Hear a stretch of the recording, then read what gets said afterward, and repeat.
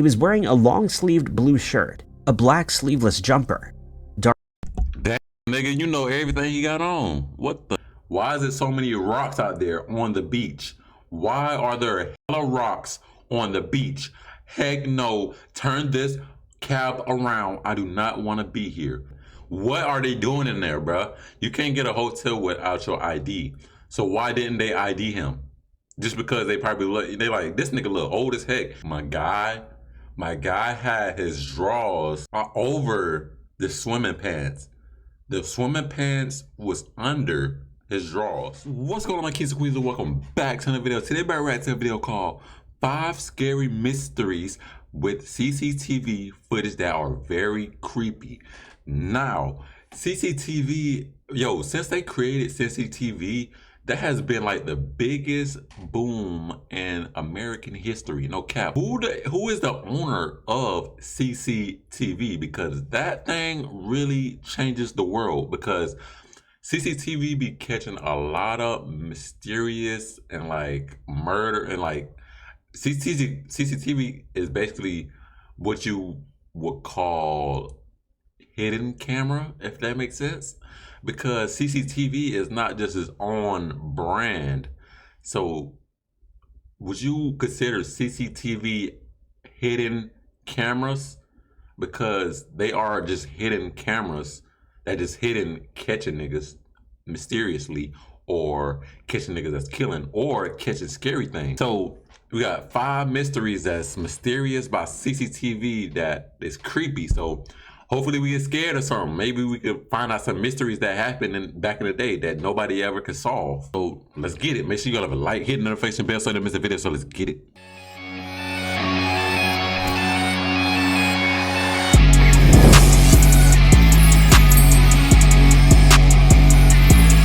Let's go. Pop the goddamn headphones on. All right, let's go.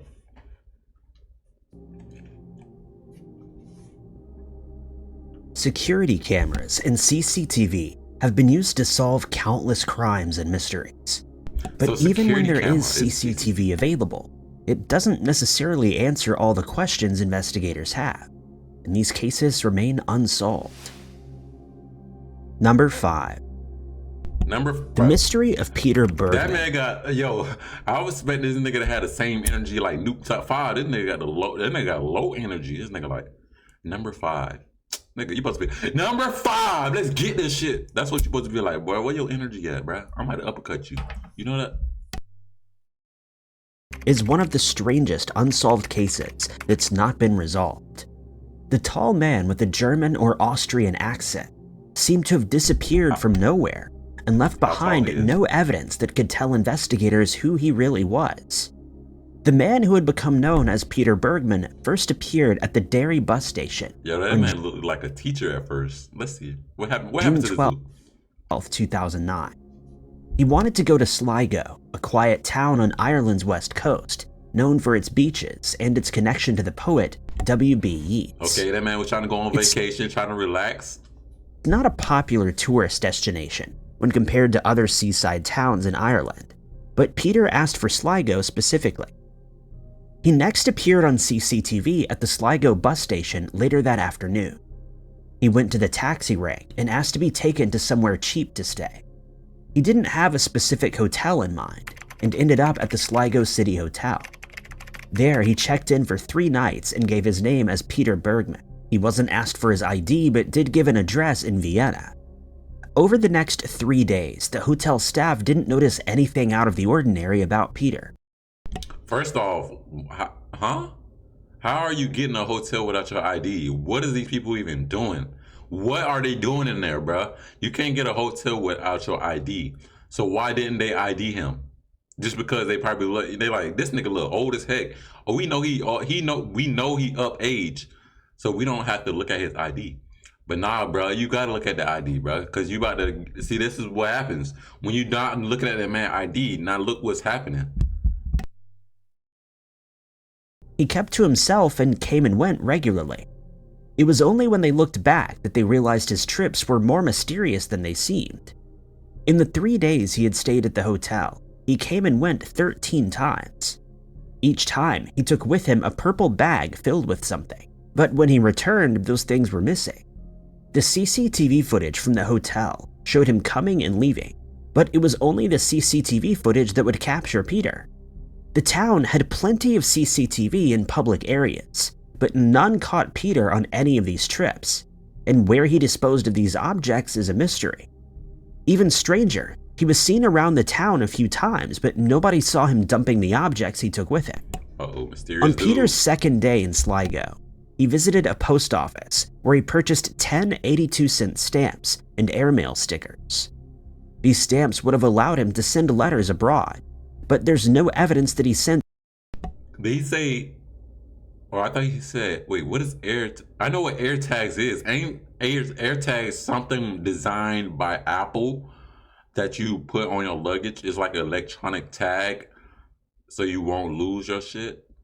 But I don't think this nigga about to buy like a bunch of those Apple tag things, because them things I think cost a lot, because they are designed by Apple. So any letters.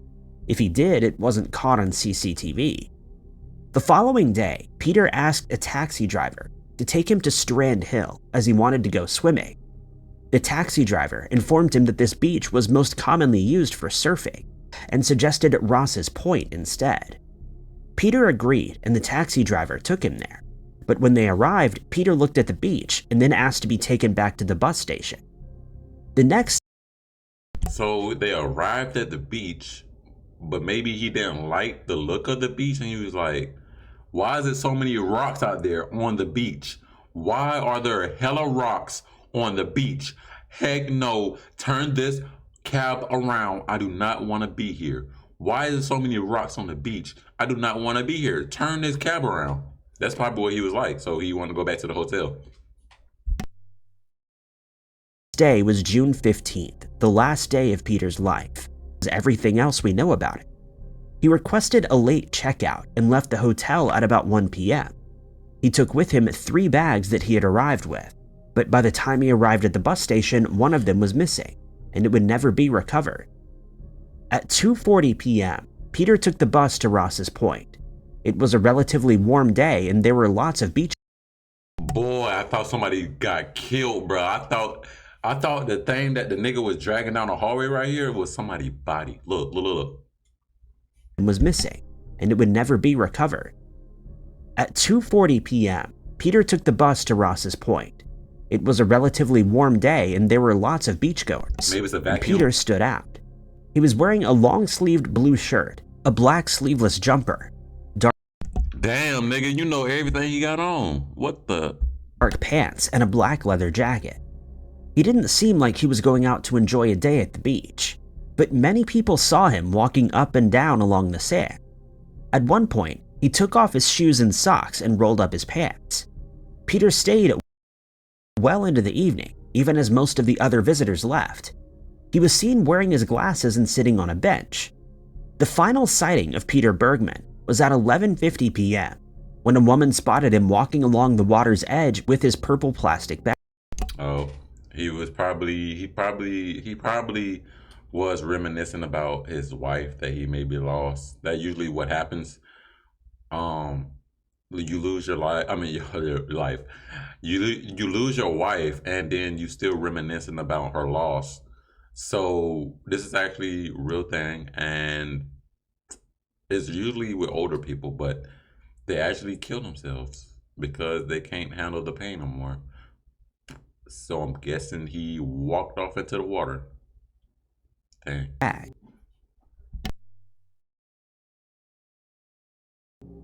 The following morning, 2 men training for a triathlon stumbled across Peter's body. He was dressed very strangely. He wore purple striped swimming pants with his underwear over the top and a navy t-shirt tucked into them. My guy had his drawers over the swimming pants. The swimming pants was under his drawers. That man probably out there looking weird with that one. Most of the clothes he had been wearing the day before were found neatly folded on the rocks nearby, but the shirt was never recovered. All the clothes Peter was wearing had their labels carefully cut out. No identification of any kind was located. Yo, who is your video representative? Because everything you saying, the person is doing in the video. There were no clues that could explain why he had come to Sligo. What belongings were found could be traced to the continent, and it's believed he came from either Germany or Austria. The address he had given the hotel was false, and it was likely his name was false too. That's exactly why they post the ID. Why they didn't ID him. See what happens when you don't ID people? Stuff happens. What are they doing in there? What are they doing in that hotel? There was no record of a Peter Bergman entering Ireland or the UK, and how he came to be in Derry is a mystery.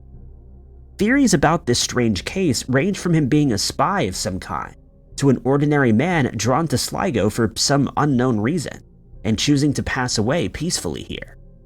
Peter's DNA is on file, but so far there have been no matches. It's likely that only when a family member comes forward that this mysterious case will be solved.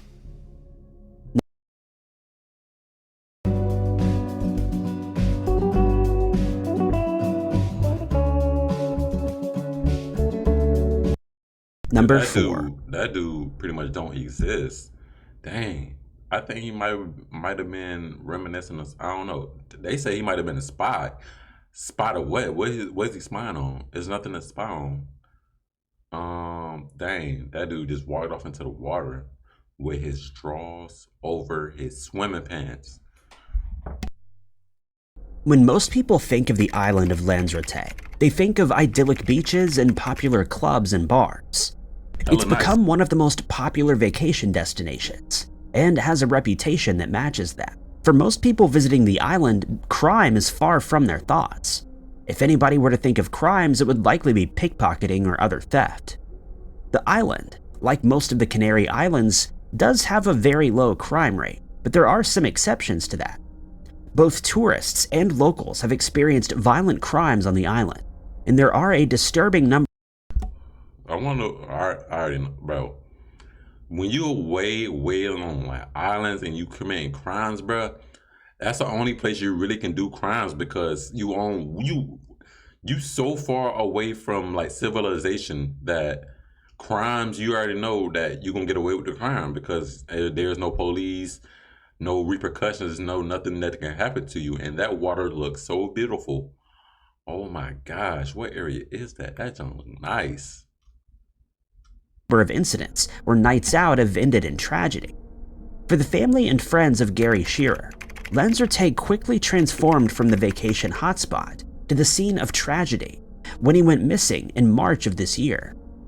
Gary was 53 years old from Scotland, but he had decided to travel to the Spanish islands for a solo St. What's up with these older dudes that's traveling? What's going on here? Patrick's Day trip. He booked a room in Puerto del Carmen, one of the most popular towns in Lanzarote, and he was set to stay for a week. On March 16th, Gary arrived at the hotel and checked in without incident. That evening, he headed to the popular Bar 67. What does checked in without incident? What I mean, like checked in without an ID again? What is going? This is the reason why niggas is getting fucked up. Why are these fucking hotels not IDing nobody? These hotels not IDing nobody, and they see what's happening. This is the reason, nigga. ID the nigga. You need that, bro. That's, as you see, that is a problem right now. The hotels are not IDing niggas, and niggas is getting fucked up. That's crazy. An Irish bar just a 9-minute walk away from his hotel. He only took with him about 70 pounds and left the rest of his money as well as his ID and medication. Only a few details about what happened that night have been released to the public. According to authorities, he was seen partying with a group of 6 people at the bar. Whether he knew these people beforehand, met them at the hotel, or at the bar itself isn't known. At some point around 12:30 a.m. the following morning, Gary was seen outside the bar. Another tourist would later come forward and describe Gary as being very drunk. The tourist tried to get Gary into a taxi to take him back to the hotel where he was staying, but the taxi driver refused him. Gary left on his own and wouldn't be seen again. The same tourist went back to the hotel the following day to ask for Gary, only to find that he hadn't made it back to the hotel. It wouldn't be until Gary failed to check in for his flight back to Scotland at the end of the week that anybody realized he was missing. Gary's family contacted the police in Scotland, who then began working with the local police to try to crack the case. Thankfully, Yeah, that's tough. That man he tried to go home, bro. You can't do that. That man tried to go home drunk without, that nigga probably tried to walk drunk home. I mean, it is possible some places, but walking drunk home, ooh, you definitely talking about something happening to you. in this case, Gary's family were able to travel to Lanzarote and began searching for him. But unfortunately, so far that hasn't led to Gary being discovered. Early in the investigation, CCTV was found that placed Gary near the bar sometime between 12:30 a.m. and 1:30. He was unconscious in the door of the store. Of course, Gary was no longer there by the time anybody realized he was missing. Several people had walked past him as he lay on the street, but nobody seemed concerned enough to check on him. They probably just thought he The was CCTV just probably like a homeless dude. Maybe they probably thought he was homeless. But how did the bar even let this nigga leave drunk like that? Yo, some of the world is very careless, and it's crazy. caused some confusion for people following the story, as it wasn't revealed if police knew how Gary left that spot. But because the case was being managed by the Spanish courts, only limited information was revealed. This was normal for a missing person operation. It was eventually revealed that Gary had woken up himself and walked away from this resting spot. More CCTV was later discovered, with some images being released to the public. Gary had been captured on CCTV at a Spar supermarket. Which store this was isn't clear, but the closest to where he was last seen would have meant that he likely walked past the hotel where he was staying. According to family, he was seen walking towards San Antonio, which likely would have been back the way that he had previously come. What makes his CCTV footage so mysterious is that Gary wasn't alone.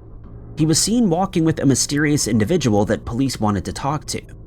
This unidentified man is described as being between 60 and 70 years of age, well-built and with 60, well, it's really around his, well, you know, Gary is like 50-ish. He's around 67. I mean, they still around the same age-ish, still wise, you know what I'm saying? Stuff like that. But who is that mysterious dude that you're walking with, Gary? Because he probably the one that killed, he probably took a, he knew Gary was drunk, so he probably took advantage of his ass. That's tough. gray hair. He was wearing a light brown jacket, white shirt, and dark pants. The man may have had nothing to do with Gary's disappearance, but he's currently the last person known to have seen him before he vanished without a trace. Gary has epilepsy and diabetes. His chance of survival without his medication is not great, making his family extremely worried. Anyone with information on this case is asked to contact the local police or call 077-220-94907 or 073-052-436-618. That man laid out the whole entire number. My guy laid out the whole entire number. Bro, that is insane, bro. Gary, you increase your chances of death.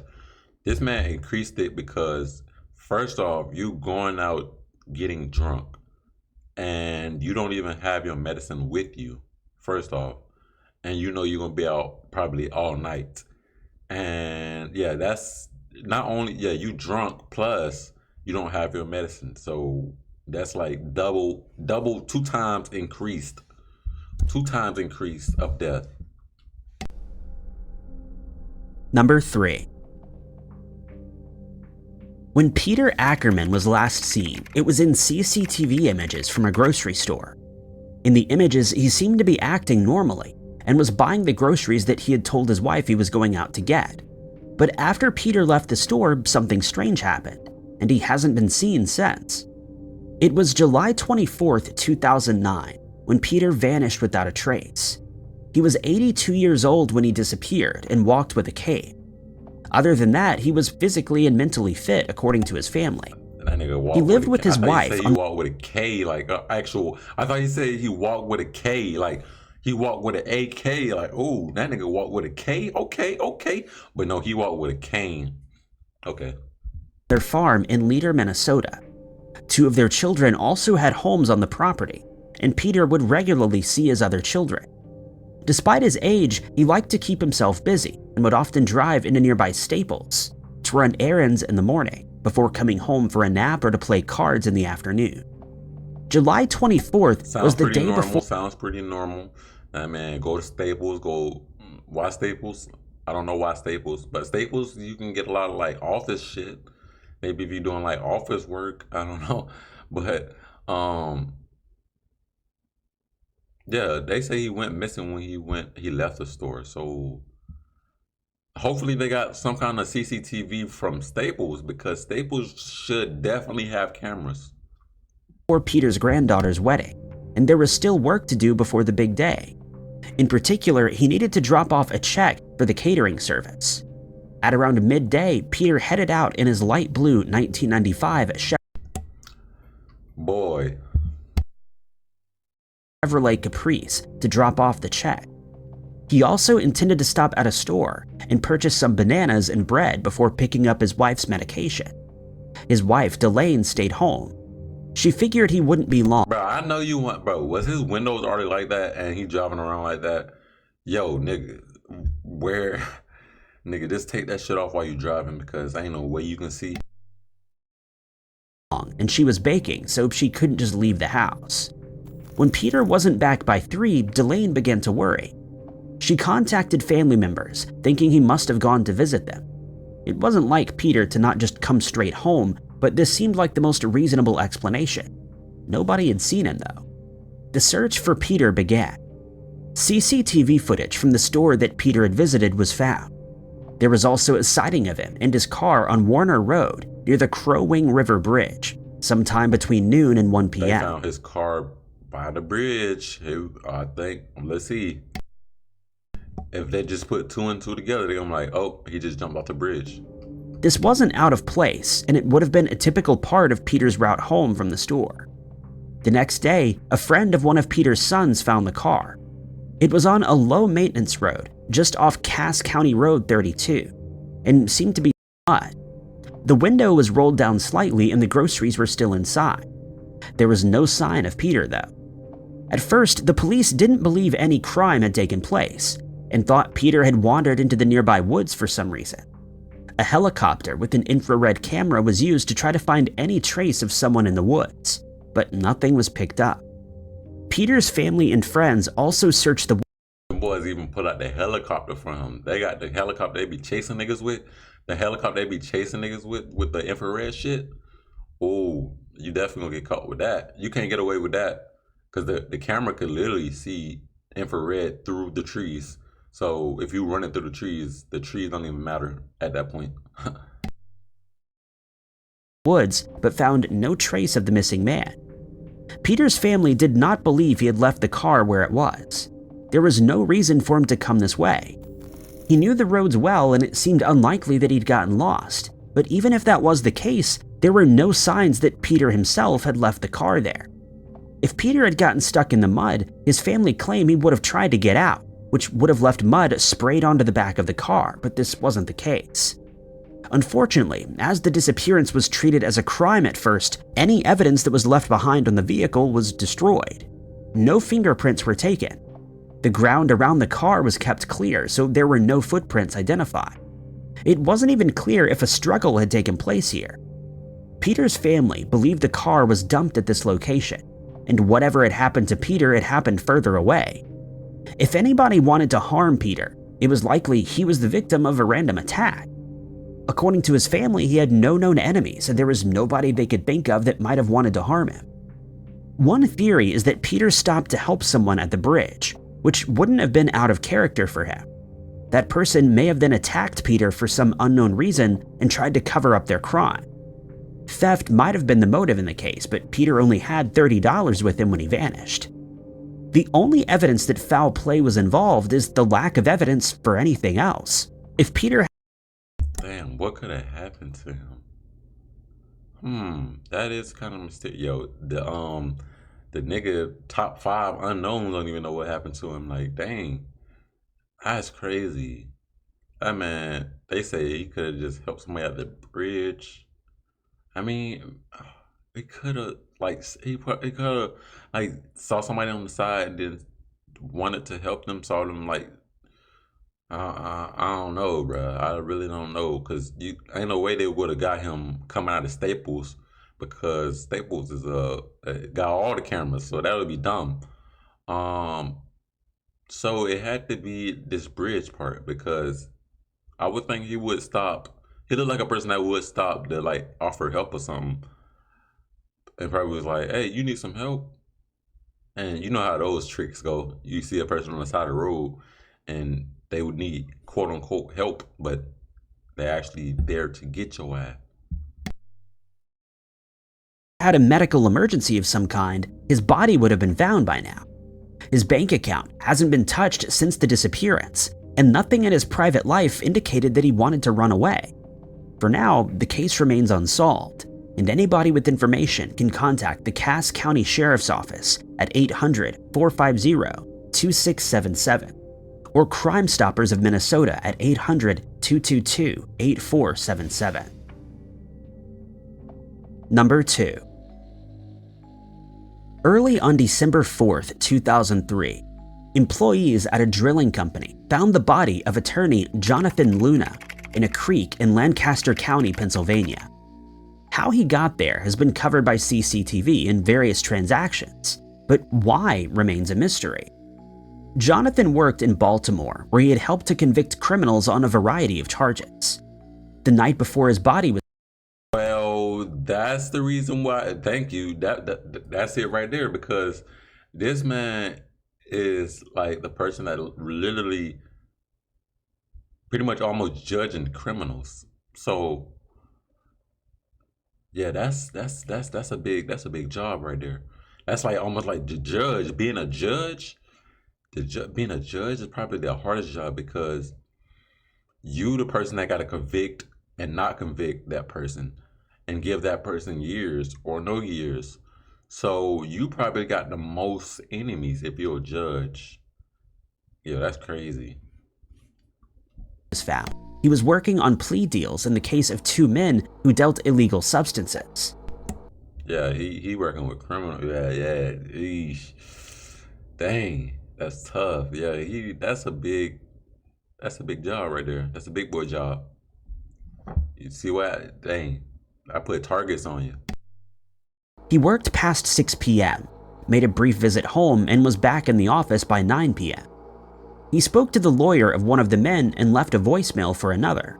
In both cases, he told them he was working on the plea deal, but would fax it to them by midnight, but that fax never came. The following morning, staff at the courthouse found Jonathan's glasses and cell phone in his office, but Jonathan and his car were both absent. When Jonathan didn't show up, he was reported missing. Not long after, the body found in Lancaster County was identified as him. Jonathan was found beneath his car, which was partway into a creek.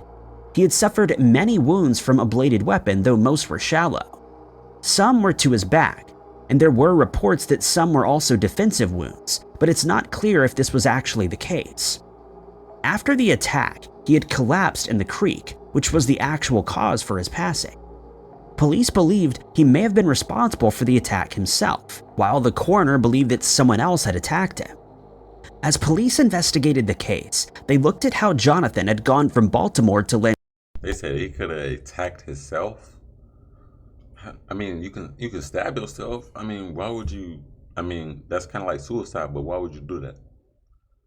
The way he laid it out, and the way he laid it out made me imagine like he was like probably in the car with one of his I don't even know what you call them, but one of his whatevers that he working with, and they probably was like, They gonna give me how long? How long you gonna give me to?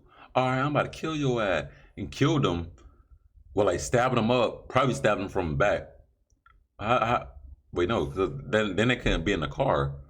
Um, or unless he was in the car and hit him with some of these right here in the front, and then got him out the car and was like, get on your knees, like some execution type thing, and then just stabbing them in the back, execution, and then just kicking him off, and then he just went and fell into the river. I don't know how to describe it, but that's how I imagined it, like some movie cinematic type thing. Lancaster County. It had been a roundabout journey which began at 11:38 p.m. the night before when he left the courthouse. An hour later, he was in Delaware, where he took out $200 from an ATM. According to his after the incident, CCTV images from the ATM showed that Jonathan was alone, and he was still wearing his tie. Other sources say CCTV wasn't available here. He next headed into Pennsylvania, and his debit card was used at a gas station in Philadelphia. The grainy CCTV footage here wasn't much use for investigators, though they did believe that there wasn't a car that was following Jonathan. What the heck? All right, so we in like almost 2024. Shit, I wish we was almost in 3024, but nigga, the cameras need to be 8K. No, we got 8K, right?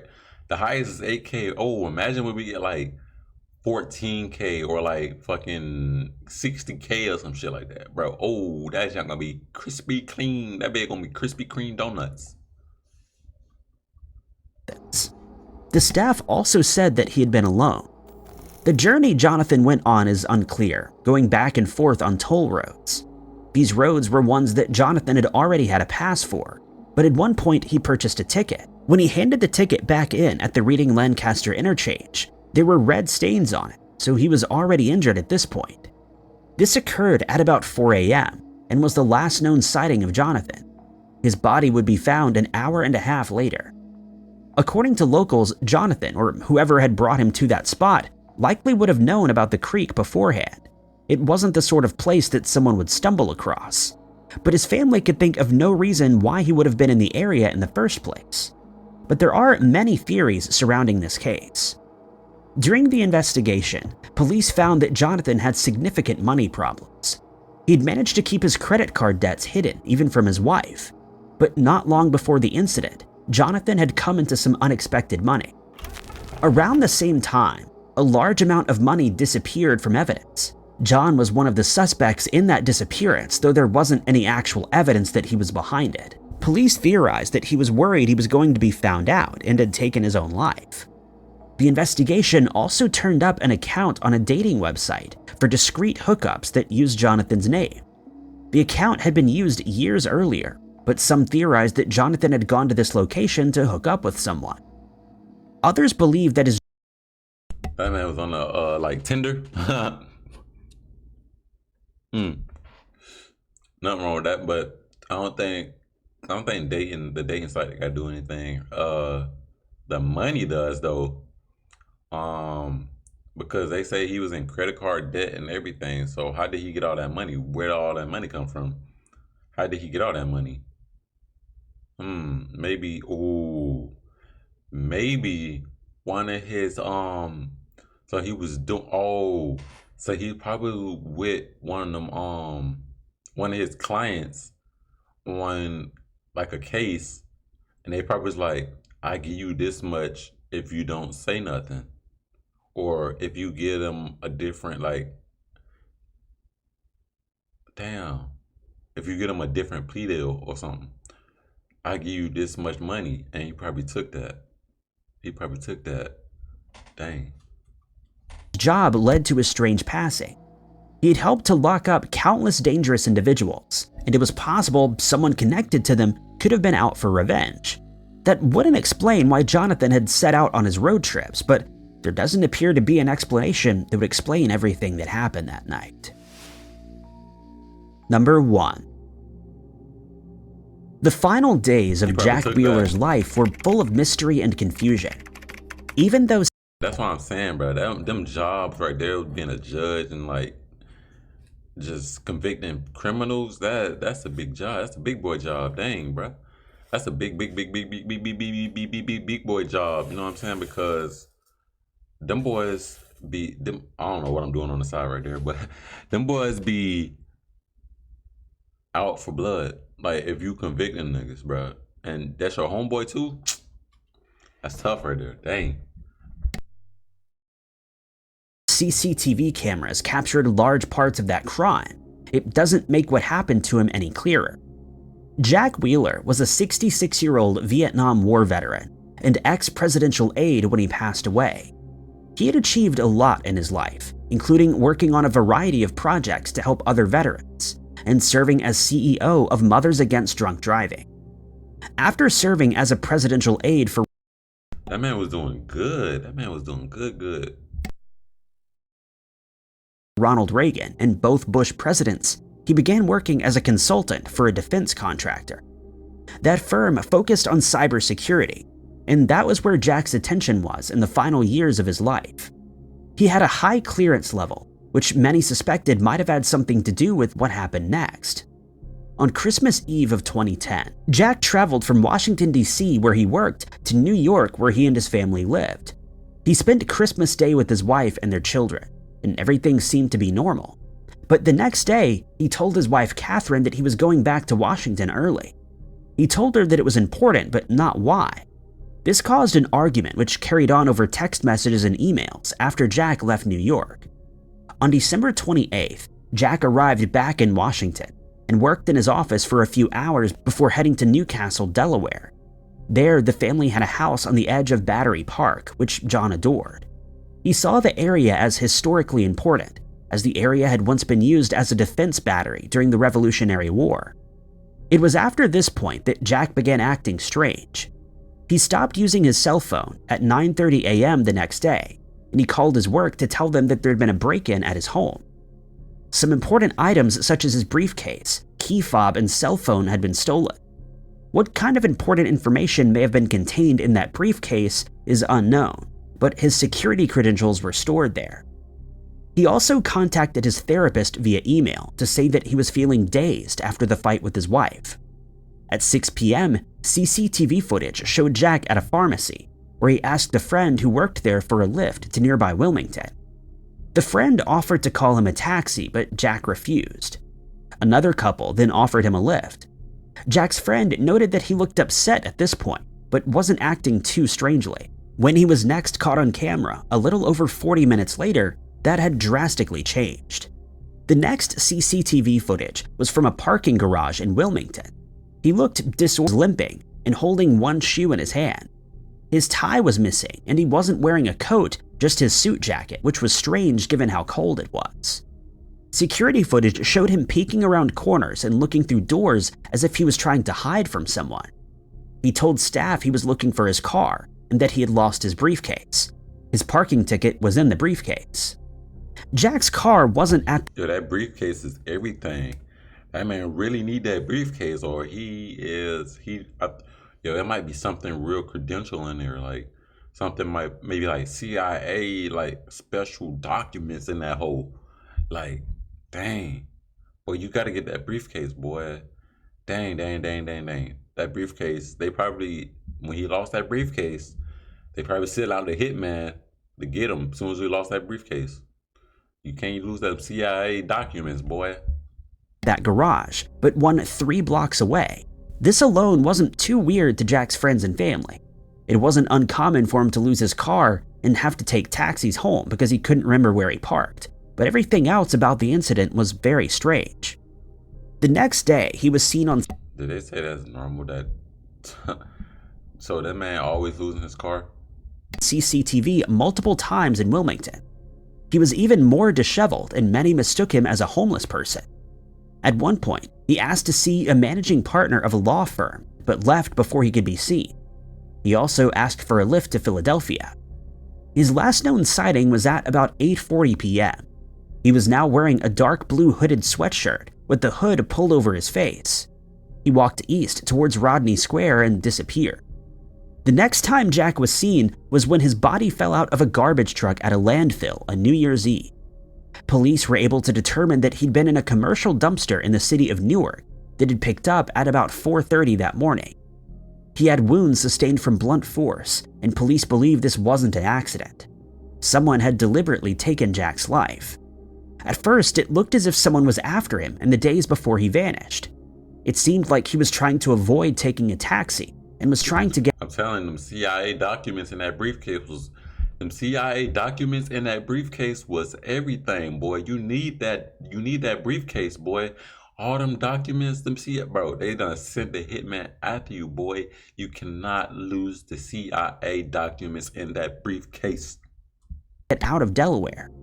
But Jack did have bipolar disorder, and it's possible he was having an episode or some other mental health problem the day he vanished, making him paranoid. The fact he had lost his phone would only make things worse, but it likely wasn't stolen. Jack's phone was located at a house that was under construction, opposite his Battery Park home. He had problems with the house and was campaigning to have its building halted. He saw it as sacrilege, as it was being built on historically important land. On December 27th, Jack's first night back in Delaware, police were called after some smoke devices were set off in his house. It didn't cause much damage, but could have been a lot worse. There's nothing to say for certain that Jack was behind. That briefcase. Yeah, they tried to set your house on fire too, bruh. That's tough. They sent the actual hitman after this dude. This, though he had spoken about doing something similar. The fact that his phone was found here led investigators to believe he was responsible, though. When he realized he left his phone at the crime scene, things began to spiral for him, leading to the strange behavior in the following days.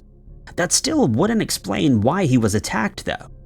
While some believe Jack may have sustained the injuries simply by falling from the dumpster, others believe they had been caused deliberately.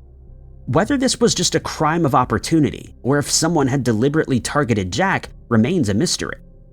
Anyone with information on this case can contact the Delaware Crime Stoppers at 1-800-847. Enough of the numbers. This man be laying out everybody number, like everybody phone number, like he don't care. That's not crazy. But yeah, dang, bro, that was CCTV footage that are creepy. They weren't really creepy, but that was pretty strange, bro. Cause niggas, bro, it's mostly hotels not checking for IDs. What's going on with that? What's going on with these hotels and this hotel just mysteries, hotel mysteries.